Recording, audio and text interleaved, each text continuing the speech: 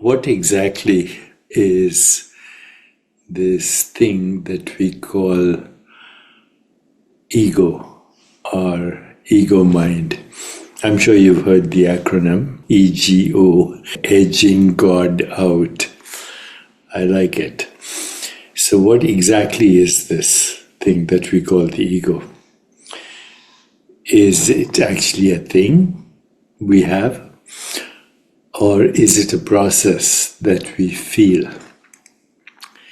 So today I want to explore a simple but radical idea.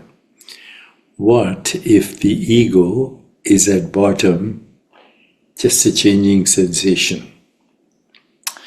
We often talk about my ego, your ego, as if it were a solid object, something to get rid of, to strengthen, or to transcend. But if you look very closely, moment by moment, you never actually find a thing called ego. You find experiences. And what are these experiences? They're sensations, stories, and all of them are changing. So in the next few minutes, let's explore how seeing the ego as a changing sensation can transform your relationship to your mind, your emotions, and even your spiritual path. When most people say, or most of us say, ego, we're pointing to something familiar, a sense of me. I am this person with this history, these traits, these preferences. This is what I deserve. This is how I should be treated. This is my side of the story. Psychology describes ego as the organizing center of consciousness, the pattern that holds together your memories, your identity, your self-image. Not self-esteem, your self-image. Spiritual traditions often describe ego as the feeling of being a separate self, separate from others, separate from life, sometimes even separate from the divine. It is separate from the divine, or at least that's how it feels. So ego is our lived sense of being someone in particular. So now let's look phenomenologically. How does the I actually appear? Let's set aside all theories for a moment and go straight to a lived experience, or any lived experience. If you pause and look within right now, how does I show up? You might notice tensions in the body, a subtle tightness in the jaw, a grip or contraction in maybe the gut or the belly, or sometimes even around the heart. It also shows up, or you might also notice emotional tones, defensiveness, pride, shame, insecurity, or the need to be seen a certain way. And you might also notice mental images and stories, pictures of yourself, memories of the past, imagined futures, inner commentary. I'm this kind of person. They did this to me. I can't let that happen. Together, these sensations and these feelings and these stories create a familiar taste. Literally a taste. That's me. That's my ego. But notice, each element is an appearance in awareness. The tension in the chest is felt. Then it shifts. The story in the mind arises.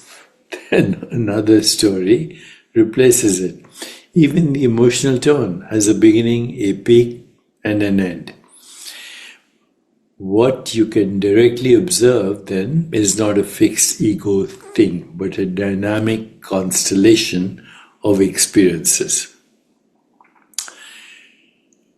What is this dynamic constellation of experiences? It's basically changing sensations. So, in that direct experiential sense, we can say ego is not an object, it is how experience is patterned and felt.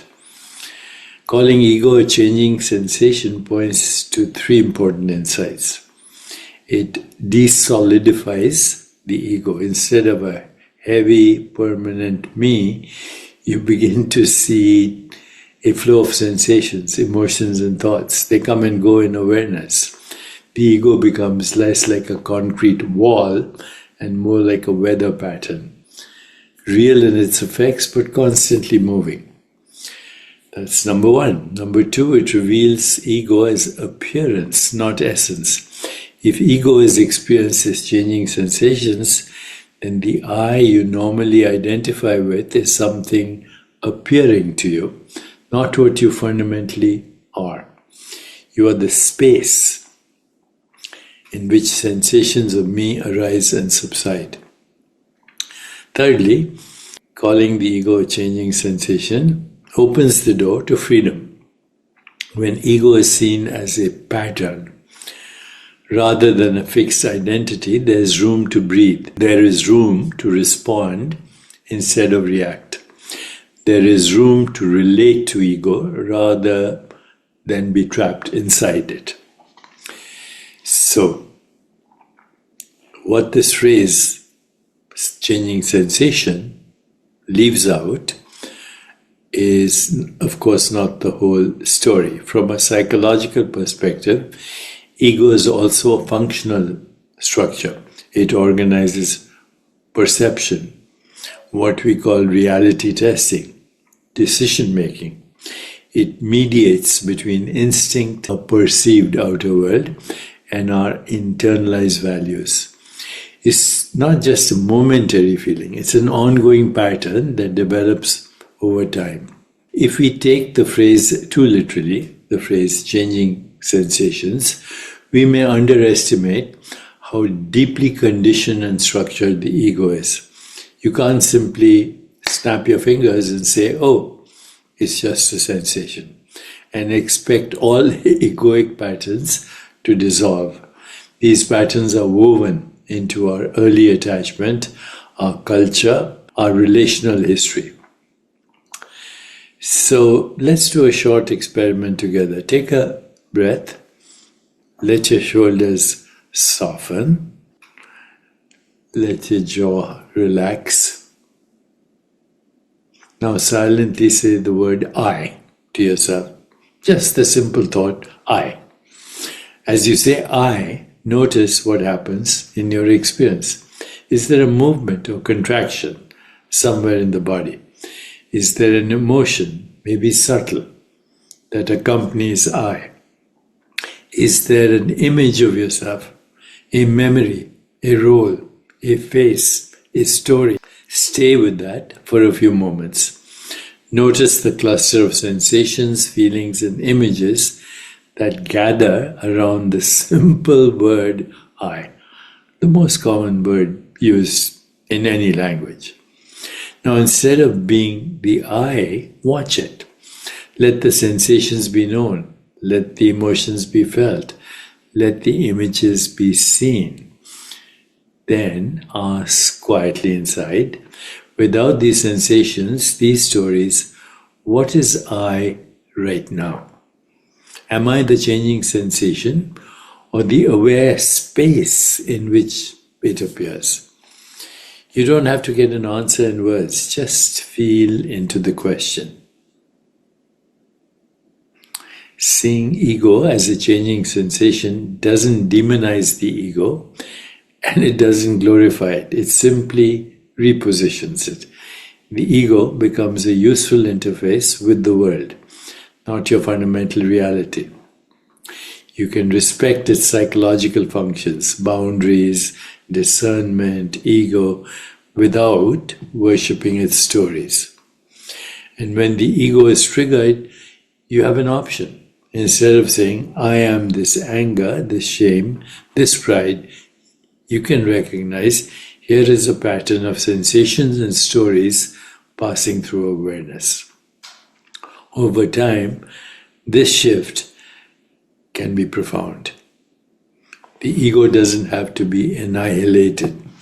It can be seen, softened, and held within a larger field of presence. So, is it valid to say the ego is a changing sensation? As a precise philosophical definition, it's incomplete. But as a contemplative pointer, it's powerful. It invites you to look for yourself, to move from concept to direct experience. The next time you feel my ego is hurt, pause and ask, what am I actually experiencing right now? Where is it in the body? What stories are running? And most importantly, what is aware of this?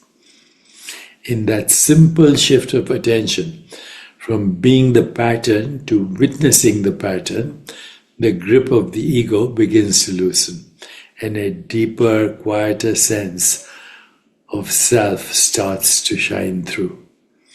And that sense of self is the real you, the divine you, the divine self, Tattvamasi.